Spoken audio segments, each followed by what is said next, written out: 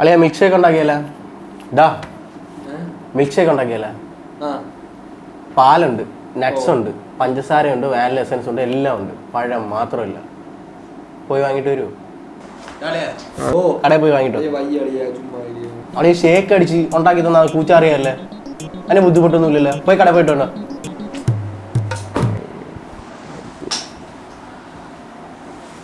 അയ്യോ ചേടാ, കടയിൽ റോബസ്റ്റ് മാത്രമല്ലേ ഉള്ളൂ. ആ ഹോം മെയ്ഡ് ഷേക്കല്ലേ, അതൊക്കെ മതി.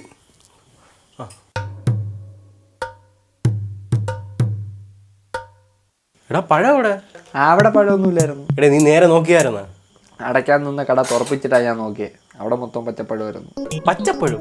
ആ പച്ചപ്പഴം വാങ്ങിച്ചോണ്ട് ഇയാൾക്ക് എന്തോ അവിയലുണ്ടാക്കാനാണ്. എന്റെ പൊന്നു കിഴങ്ങ, അത് റോബസ്റ്റയാണ്. അതുപോലും അറിയാൻ വയ്യ പൊട്ടാൻ. ഇനിയിപ്പോ ചായ ഉണ്ടാക്കാം.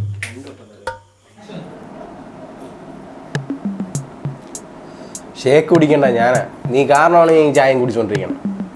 അത് പിന്നെ ആ കട അടച്ചാലും വേറെ കടയിൽ നിന്ന് വാങ്ങിക്കാൻ ഞാൻ പറഞ്ഞതല്ലേ. ഞായറാഴ്ച നിന്റെ കൊച്ചൻ തുറന്ന് വെച്ചേക്കണ കട.